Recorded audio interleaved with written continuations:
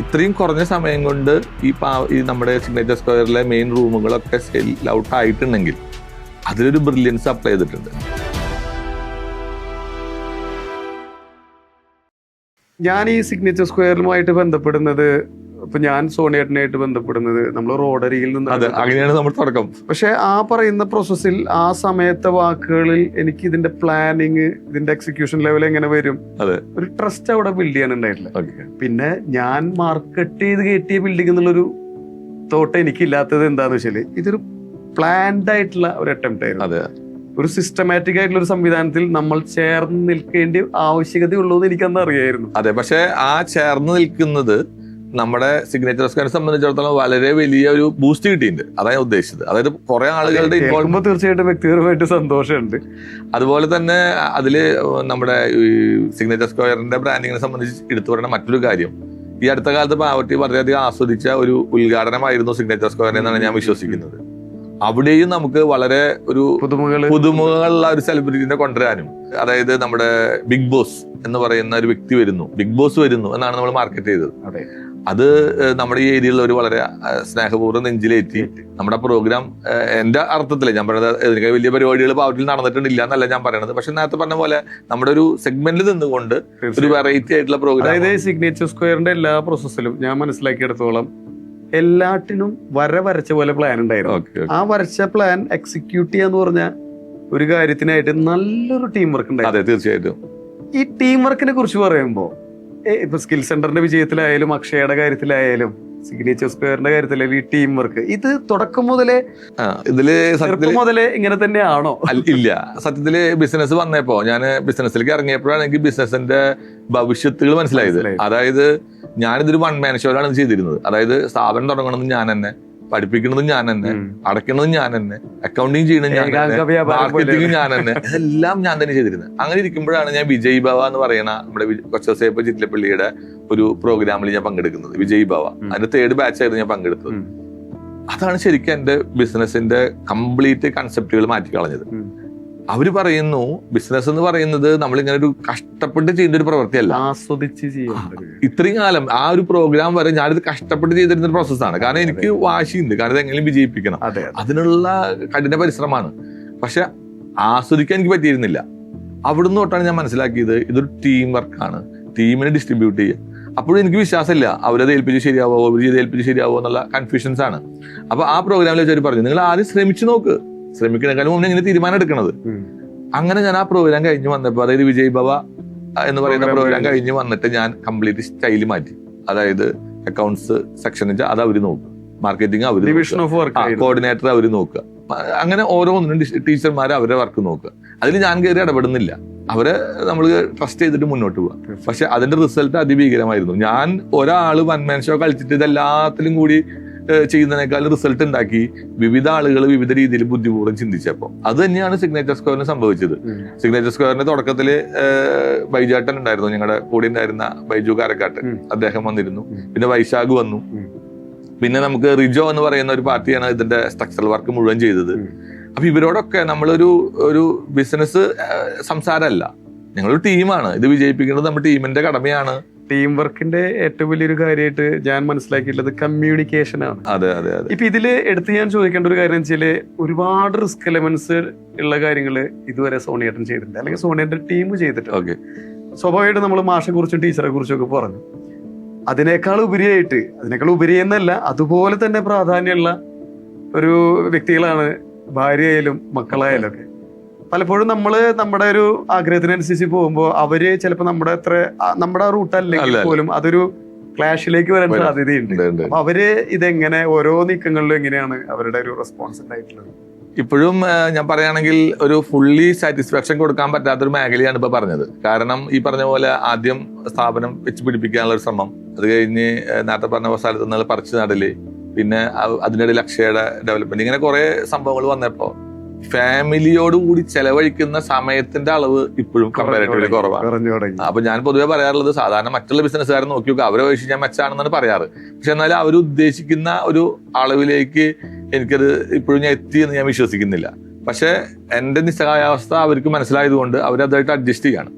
അപ്പൊ എന്റെ ഇനി തുടർന്നുള്ള അങ്ങോട്ടുള്ള യാത്ര എന്ന് പറയുന്നത് ഒരു പരിധി വരെ. ഞാൻ കഴിഞ്ഞ നമ്മുടെ 25ാം വാർഷികത്തിൽ ഞാൻ പറഞ്ഞു ഞാൻ പാർഷ്യൽ റിട്ടയർമെന്റിലേക്ക് പോവാണ്. അതായത് ശാരീരികമായ റിട്ടയർമെന്റ് അല്ല, മാനസിക കാര്യങ്ങളിൽ മാത്രമേ ഇൻവോൾവ് ചെയ്യുള്ളൂ. അപ്പൊ സ്വാഭാവികമായിട്ട് നമുക്ക് കുറച്ച് സ്പേസ് കിട്ടും.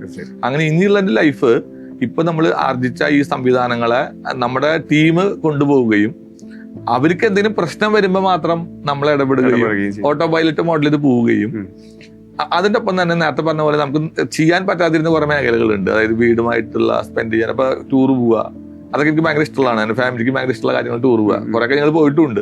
പക്ഷെ എന്നാലും നേരത്തെ പറഞ്ഞ പോലെ അവർ ഉദ്ദേശിക്കുന്ന ഒരു നിലവാരത്തിലേക്ക് എത്തിയിട്ടില്ല. ഇപ്പൊ വൈഫ് പലപ്പോഴും പറയാനുള്ള ഒരു വാചകമുണ്ട്. വൈഫ് ടീച്ചറാണ്, MSM സ്കൂളിലെ ടീച്ചറാണ്. മൂത്ത മകൻ ഇപ്പോൾ ഡിഗ്രി ഫൈനൽ ഇയർ, മകള് ഇപ്പോ +2 കഴിഞ്ഞു, താഴെ ഒരു 10ാം ക്ലാസ് കഴിഞ്ഞ് നിൽക്കുന്നു. അപ്പോൾ വൈഫ് പലപ്പോഴും പറയാനുള്ളൊരു വാചകമുണ്ട്, ഞാൻ കല്യാണം കഴിക്കുന്ന സമയത്ത് എൻ്റെ ഒരു ആഗ്രഹം ഞാൻ വലിയൊരു ബിസിനസ്സുകാരനെയാണ് കല്യാണം കഴിക്കണമെന്നാണ് ഞാൻ വിശ്വസിച്ചിരുന്നതെന്നാണ് ഭാര്യ പറയാറ്. അപ്പൊ അതിന്റെ അർത്ഥം നമ്മൾ ആ ഉദ്ദേശിക്കുന്ന നിലവാരത്തിൽ ബിസിനസ്സുകാരനായിട്ടില്ല എന്ന് തന്നെയാണ്. അപ്പൊ ഞാൻ വൈഫിന് കൊടുക്കാനുള്ള ഒരു മനസ്സമാധാനം എന്താ വെച്ചാല് ഇപ്പൊ ആയിട്ടില്ല എന്നുള്ളൂ, ഇനി ആവാം, നാളെ ഒരു സാധ്യതയുണ്ട്, മറ്റന്നാളൊരു സാധ്യതയുണ്ട്. അതെ. അപ്പൊ അങ്ങനെ നമ്മൾ ഈ ഭൂമിയിൽ നിന്ന് പോകുന്നതിന് മുന്നേ നല്ലൊരു ബിസിനസ്സുകാരൻ നീ ഉദ്ദേശിക്കുന്ന പോലെ ആവുക എന്ന് പറയുന്ന ആ ഒരു എന്റെ ആഗ്രഹം, ഹോപ്പാണ്. അതെ അതെ, ആ പ്രതീക്ഷ ഞാൻ ഇപ്പോഴും കൈവിട്ടിട്ടില്ല. തീർച്ചയായും ഇന്നലെ നാളെ ഞാൻ അവിടെ എത്തിച്ചേരുന്നില്ല. അത് സോണിയേട്ടന്റെ ഒരു ബോഡിയിലെ ശരീരഭാഷയിൽ തന്നെ അത് പ്രകടമാണ്. കാരണം ഐ എം കോൺഫിഡന്റ് എന്നുള്ള ഒരു സാധനം ഉണ്ട്. ഇപ്പൊ നമ്മൾ സംസാരിക്കുമ്പോഴായാലും ഒരു വാക്കുകൾ പോലും ഒരു ഫ്ലോ ഇല്ലാതെ വരാതിരുന്നിട്ടില്ല. കൃത്യമായിട്ടുള്ള എന്താ പറയാ, എന്താണ് പറയേണ്ടത് എന്നുള്ള കാര്യത്തെ കുറിച്ച് വളരെ കൃത്യമായിട്ടുള്ള. അല്ല, അതെനിക്ക് തോന്നുന്നു എന്റെ പാരന്റ്സ് ഈ പറഞ്ഞ പോലെ അധ്യാപക കുടുംബം ആയതുകൊണ്ട് അവർക്ക് എല്ലാത്തിനും ഒരു കൃത്യതയുണ്ട്. അതായത് എണീക്കേണ്ട സമയത്തിന്, കിടന്നുറങ്ങേണ്ട സമയത്തിന്, ഭക്ഷണം കഴിക്കേണ്ട സംഭവത്തിന്, സിനിമ കാണാൻ പോകേണ്ട എണ്ണത്തിന്, മറ്റേ തൃശ്ശൂർക്ക് പോകേണ്ട സമയത്തിന് ഒക്കെ കൃത്യമായ ഒരു എണ്ണ ഉണ്ട്. ആ എണ്ണ അനുസരിച്ച് നടക്കാൻ പറ്റുള്ളൂ. ഇപ്പൊ ഈ കൊല്ലത്തിലൊരു സിനിമ, അതിൽ 10 സിനിമ പറ്റില്ല, മനസ്സിലായി? ടൂറ് കൊല്ലത്തിൽ ഒരെണ്ണം, അത് 10 ആക്കാൻ പറ്റില്ല, അതിന് കൃത്യതയുണ്ട്. അപ്പൊ ഒരു പക്ഷേ ഞാൻ അവിടുന്ന് ഇങ്ങോട്ട് മുഴുവൻ പോയിട്ടുമില്ല, ഇവിടുന്ന് മുഴുവൻ എത്തിയിട്ടുമില്ല. അപ്പൊ മുഴുവൻ ബിസിനസ്സുകാരനല്ല ഞാൻ, ഒരു മുഴുവൻ അധ്യാപകനും അല്ല. അപ്പൊ ഇതിന്റെ ഇടയിലായതുകൊണ്ടായിരിക്കാം എന്നാലും എല്ലാം ആസ്വദിക്കാൻ ശ്രമിക്കുന്ന. അതെ, ഒരു ആഗ്രഹമുണ്ട്, ശ്രമിക്കുന്നുണ്ട്. പക്ഷെ അതിൽ പൂർണ്ണമായിട്ട് വിജയിച്ചു എന്നുള്ള വിശ്വാസം എനിക്കില്ല. പക്ഷെ ആ ശ്രമം തുടർന്നുകൊണ്ടിരിക്കും. ഇന്നലെ നാളെ ഞാൻ എത്തിച്ചേരുന്ന ഞാൻ എന്റെ പ്രതീക്ഷ. തീർച്ചയായിട്ടും. ഇപ്പൊ നമ്മള് മക്കളെ കുറിച്ച് പറഞ്ഞു, മക്കളൊക്കെ പഠിക്കുന്ന പ്രായമാണ്. അവര് നമ്മളെക്കാൾ വിശാലമായിട്ടുള്ള ലോകത്ത്, ഇപ്പോൾ ഫോർ എക്സാമ്പിൾ എൻ്റെ കുട്ടികൾ ജനിച്ച് വീണപ്പോൾ തൊട്ട് മൊബൈൽ കാണുന്നുണ്ട്. നമ്മൾ അത്രയും കണ്ടിട്ടില്ല. ഇന്നത്തെ പ്രധാന പ്രശ്നമായിട്ട് കേരളത്തിൽ പലരും പറയുന്ന ഒരു കാര്യം എന്താ വെച്ചാൽ, യുവാക്കൾ നാട്ടിൽ നിൽക്കാനായിട്ട് ആഗ്രഹിക്കുന്നില്ല. ടെക്നോളജിയുടെ അപര്യാപ്തത ഉണ്ടായിരിക്കാം, മറ്റുള്ള കാര്യങ്ങളുണ്ടായിരിക്കാം. പക്ഷെ ഇവിടുത്തെ സാധ്യതകളെ കുറിച്ച് ശരിക്ക് ഇപ്പൊ നമുക്കൊരു സാധനം ഒരു സ്ഥലത്തില്ല എന്ന് പറയുമ്പോൾ അത് തന്നെയല്ലേ അതിന്റെ സാധ്യത. അപ്പൊ അത്തരത്തിലെ യുവാക്കളോട്, പുറത്തു പോകാൻ ആഗ്രഹിക്കുന്ന യുവാക്കളോട്, അല്ലെങ്കിൽ ഇവിടെ നിലനിൽക്കാൻ ആഗ്രഹിക്കുന്ന യുവാക്കളോട് എന്താണ് സോണിയേട്ടൻ എന്ന് പറയുന്ന സംരംഭകന് പറയാനുള്ളത്? അല്ല, ഞാൻ എന്നെ സംബന്ധിച്ചിടത്തോളം പുറത്തേക്ക് പോകണ്ടെന്ന് ഞാൻ പറയില്ല, പോകണമെന്ന് ഞാൻ പറയില്ല. അത് അവരുടെ ചോയ്സാണ്. ഞാൻ മക്കളോടും പറഞ്ഞിട്ടുണ്ട്. അതായത് നിങ്ങൾ ഇവിടെ നിൽക്കണോ അവിടെ പോകണോ എന്നുള്ളത് നിങ്ങളുടെ ചോയ്സാണ്.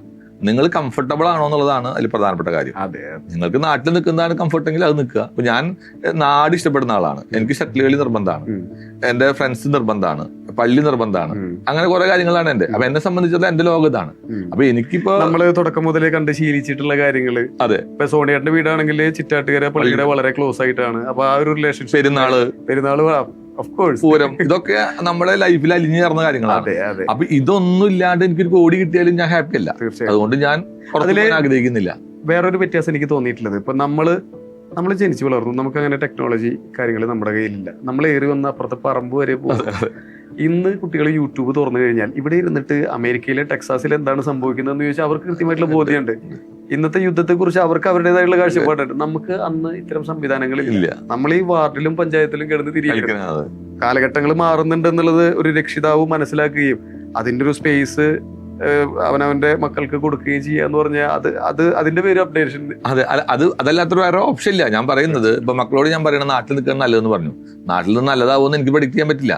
വിദേശത്ത് പോയി നല്ലത് എനിക്ക് പറയാൻ പറ്റില്ല. അവര് സ്വയം തീരുമാനം എടുക്കുക. അപ്പൊ ആ റിസ്ക് നമ്മുടെ മേലേക്ക് വരില്ല. തീർച്ചയായിട്ടും. അപ്പോ ഞാൻ മുമ്പത്തെ കാലഘട്ടത്തിൽ കണ്ടൊരു മെയിൻ പ്രശ്നം എന്താണെന്ന് വെച്ചാല്, മക്കൾക്ക് വേണ്ടിയിട്ട് ഞാൻ കുറെ കഷ്ടപ്പെട്ടു, കുറെ 10 കിലോമീറ്റർ നടന്ന് ഞാൻ സ്കൂളിൽ കുറെ സമ്പാദിച്ചു, അവർക്ക് വേണ്ടി കുറെ ഉണ്ടാക്കി കൊടുത്തു, അത് കഴിഞ്ഞ് അവരെന്നെ നോക്കിയില്ല എന്ന് പറയുന്ന ഒരു കാലഘട്ടത്തിലൂടെയാണ് നമ്മൾ പോയിക്കൊണ്ടിരിക്കുന്നത്. ഞാൻ മക്കളോട് പറഞ്ഞുള്ളത് എന്താ വെച്ചാല്, ഞാൻ ഉണ്ടാക്കിയതൊന്നും നിങ്ങൾ പ്രതീക്ഷിക്കണ്ട. നിങ്ങൾക്കുള്ളത് നിങ്ങൾ ഉണ്ടാക്കുക, എനിക്കുള്ളത് ഞാൻ ഉണ്ടാക്കാൻ ശ്രമിക്കും. എനിക്ക് ആവശ്യം കഴിഞ്ഞിട്ട് ബാക്കി വലുതുണ്ടെങ്കിൽ ഞാൻ കൃത്യമായിട്ട് വീതിച്ചു തരും. അതെ അതെ, അത് പ്രതീക്ഷിച്ചിട്ട് ഇരിക്കരുത്, ആരും ഇരിക്കരുത് എന്ന് ഞാൻ മക്കളോട് ഓപ്പൺ ആയിട്ട് പറഞ്ഞിട്ടുണ്ട്. ചിലപ്പോൾ ഞാൻ എന്റെ ലൈഫിന്റെ അവസാന കാലഘട്ടത്തിൽ ചിലപ്പോൾ ഞാൻ റിട്ടയർമെന്റ് ആയിട്ടുള്ള ഒരു കമ്മ്യൂണിറ്റിയിലേക്ക് ഞാൻ പോയിന്ന് വരും. അതായത് ഞാൻ പറയുന്നത് വൃദ്ധസദനം എന്നാണ് ആളുകൾ അതിനെ വിളിക്കുന്നത്. പക്ഷെ വൃദ്ധസദനം വേറെ കാറ്റഗറി ഉണ്ട്. അതായത് അതും ഒരു വൈബാണ്. വയസ്സായ ആളുകളുടെ ഒരു കമ്മ്യൂണിറ്റി. അപ്പൊ എന്റെ പ്രശ്നങ്ങൾ അവരുടെയും പ്രശ്നങ്ങളാണ്, അവരുടെ പ്രശ്നങ്ങൾ എന്റെയും പ്രശ്നങ്ങൾ, കമ്മ്യൂണിക്കേറ്റ് ചെയ്യാനും എളുപ്പമുണ്ട്. അപ്പൊ അങ്ങനത്തെ ഒരു കമ്മ്യൂണിറ്റിയിലേക്ക് പോവുക, അവിടെ ആസ്വദിക്കുക. ലൈഫ് ഇന്ന രീതിയിൽ തന്നെ ആസ്വദിക്കണമെന്നില്ല. ഏത് തരത്തിലായാലും നമുക്കൊരു ആസ്വാദനം ലൈഫിൽ ഉണ്ടാവുക എന്നുള്ളതാണ് ഞാൻ ശ്രമിക്കുന്നത്.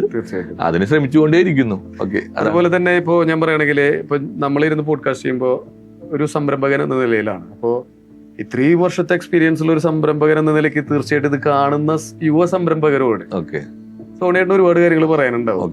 അപ്പൊ അതില് സംരംഭകരോട് എന്താ പറയാനുള്ളത്? ഇപ്പൊ ഇവിടെ ആയിക്കോട്ടെ എവിടെ ആയിക്കോട്ടെ എല്ലാ കാലത്തുള്ളതാണ് ഈ സംരംഭകർ.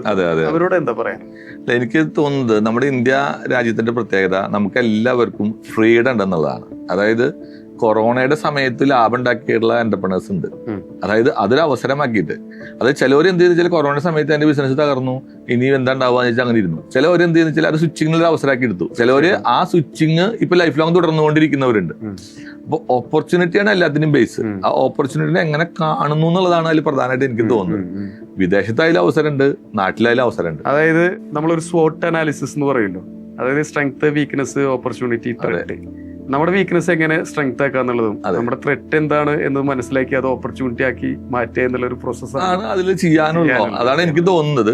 പിന്നെ ഈ പറഞ്ഞ പോലെ ഈ സംരംഭകത്തിലേക്ക് വരുമ്പോൾ ഏറ്റവും വലിയ പ്രശ്നം എന്താണെന്ന് വെച്ചാല് നാട്ടുകാരായാലും വീട്ടുകാരായാലും നമ്മളെ തളർത്താൻ നോക്കും. അത് നമ്മുടെ കേരളത്തിന്റെ പ്രത്യേകതയാണെന്ന് തോന്നുന്നു. അതായത് ഇവിടെ സംരംഭകരാവാന്ന് പറഞ്ഞാൽ ഏതാണ്ട് പണിയില്ലാത്ത ആൾക്കാർ ചെയ്യുന്ന ഒരു പണിയായിട്ടാണ് ആൾക്കാർ വിചാരിക്കുന്നത്. നല്ലവരൊക്കെ എഞ്ചിനീയർ ആവും, അല്ലാതെ ഡോക്ടർ ആവുമ്പോൾ, കുറച്ച് താഴെയുള്ള ഒരു ടീച്ചർ ആവുമ്പോൾ, അതും പറ്റാത്ത ഒന്നും പെയ്ഡ് ആൾക്കാരാണ് ഈ സംരംഭകരാവുക എന്നുള്ളൊരു കൾച്ചർ തോന്നല് കേരളത്തിൽ ഉണ്ടായിരുന്നു. എനിക്കറിയാം, കല്യാണ മാർക്കറ്റിലാണെങ്കിൽ പോലും സംരംഭകൻ അല്ലെങ്കിൽ ബിസിനസ് സുരക്ഷിത വരുമാനത്തിനപ്പുറം വലിയൊരു റിസ്ക് എലമെന്റ് ആണല്ലോ ഇവരെടുത്ത്. അതെ, പക്ഷെ അപ്പുറത്ത് വലുതാവാനുള്ള സാധ്യത എന്നുള്ളവർ കാണുന്നില്ല. പ്രോബബിലിറ്റിയും കൂടുതലാണ്. അതായത് ഇപ്പൊ എന്റെ വൈഫ് നല്ല ബിസിനസ്സുകാരെ പ്രതീക്ഷിച്ചതുകൊണ്ടാണ് ഞങ്ങളുടെ കല്യാണം നടന്നത്. അങ്ങനെ ഒരു സാധ്യതയുണ്ട്. പക്ഷെ അത് കേരളത്തിൽ എന്തോ അത് ഇല്ല. പക്ഷെ അപ്പോ സ്വാഭാവികമായിട്ട് തളർത്തലുകൾ എന്തായാലും ഉണ്ടാവും തുടങ്ങാൻ പോകുമ്പോൾ. അപ്പൊ ഞാൻ ചെയ്ത ഒരു ഫോളോ ചെയ്തൊരു രീതി എന്ന് പറയുന്നത്, നമുക്ക് തോന്നുന്നത് നമ്മൾ ചെയ്യുക. അതിൽ വിജയ സാധ്യതയുണ്ട്, പരാജയ സാധ്യതയുണ്ട്, എന്തെങ്കിലും സാധ്യത എന്തായാലും ഉണ്ടാവുമല്ലോ. നമ്മളും ഒരു കാലമായിട്ട് വെക്കണേക്കാളും മുമ്പ് ചർച്ചകൾ മാത്രമേ ഉള്ളൂ. അതായത് അങ്ങനെ ചെയ്ത് ഇങ്ങനെയാവും, ഇങ്ങനെ ചെയ്ത് ഇങ്ങനെയാവും, നാട്ടുകാർ കുറെ പറഞ്ഞുതരും. ഈ ഫോർകാസ്റ്റിംഗ് അപകടകരമാവുന്ന രീതിയിലാവുന്നതാണ് ഇതിന്റെ പ്രശ്നം. അതെ, അത് മാത്രമല്ല, ഈ പറയുന്ന ഡാറ്റകൾ മുഴുവൻ നമ്മൾ അനലൈസ് ചെയ്ത് നമുക്ക് തീരുമാനത്തിലെത്താനും പറ്റില്ല. അതായത് ഡാറ്റ എടുക്കാം, നമ്മുടേതായ രീതിയിൽ നമ്മൾ വിവേചിക്കുക, ഇറങ്ങിയാലാണ് നീന്തൽ പഠിക്കാൻ പറ്റുള്ളൂ. അപ്പൊ നമ്മൾ കുളത്തിൽ ഇറങ്ങി നോക്കുക വേണം, എന്നിട്ട് തീരുമാനിക്കുക പറ്റോ ഇല്ലേ. എല്ലാ സംരംഭകരും വിജയിച്ചിട്ടില്ല. അതെ, അപ്പൊ എനിക്ക് പറയാനുള്ളത്, ഒന്നും ചെയ്യാണ്ടിരിക്കണ കാലം ഭേദം എന്തെങ്കിലും ചെയ്യുന്നതാണ്. അപ്പൊ ഞാൻ പറയുന്നത് ഏറ്റവും മിനിമം കുളത്തിലേക്ക് ഒന്ന് കാല് വെച്ച് നോക്കുക, എന്നിട്ട് ഒന്ന് നീന്താൻ ശ്രമിച്ചു നോക്കുക, എന്നിട്ട് മുന്നോട്ട് പോയി നോക്കുക. എന്നിട്ട് തീരെ പറ്റില്ലെങ്കിൽ തിരിച്ചു കയറാലോ, കര അപ്പോഴും ഉണ്ടല്ലോ. അതൊന്നും ചെയ്യാതെ അത് ആകെ പെശകാണ് എന്ന് പറയുന്ന നാട്ടുകാരുടെയും വീട്ടുകാരുടെയും കേട്ടിട്ട് വളരെ പിന്നാക്കം പോകുന്നുണ്ട്. അത് ഐഡിയൽ അല്ലാന്ന് എനിക്ക് തോന്നണേ. എല്ലാം എക്സ്പീരിയൻസ് ചെയ്യാം. അത് ഒന്നല്ലെങ്കിൽ അതൊരു അറിവായിട്ട് കണക്കാക്കുക, അല്ലെങ്കിൽ അതൊരു വിജയത്തിലേക്കുള്ള വഴിയാണ് കണക്കാക്കുക. രണ്ടായാലും എന്തെങ്കിലും അതിൽ കിട്ടാണ്ട്. അതാണ് എനിക്ക് തോന്നുന്ന ഒരു കാര്യം. ഇത്ര നേരം നമ്മൾ സംസാരിച്ചിട്ട് സമയം പോയത് അറിഞ്ഞില്ല. അപ്പൊ താങ്കളുടെ വിലയേറിയ സമയം ഈ പോഡ്കാസ്റ്റിന് വേണ്ടി തന്നതില് thank you so much. Thank you very much. Akshaya ആയി കഴിഞ്ഞാലും നമ്മുടെ സ്കിൽ സെന്റർ ആയാലും സിഗ്നേച്ചർ സ്ക്വയർ ആയാലും കൂടുതൽ ഉയരങ്ങളിലേക്ക് പോട്ടെ എന്ന് ആശംസിക്കാണ്. തിരിച്ചും അതുപോലെ തന്നെ ഇപ്പൊ ഈ ഒരു സൗഹൃദ സ്നേഹം തുടരണം എന്നാണ് എന്റെ ആഗ്രഹം. ലൈഫ് ലോങ് നമുക്കത് കണ്ടിന്യൂ ചെയ്യാം. Thank you. തീർച്ചയായും താങ്ക് യു. ഓക്കെ.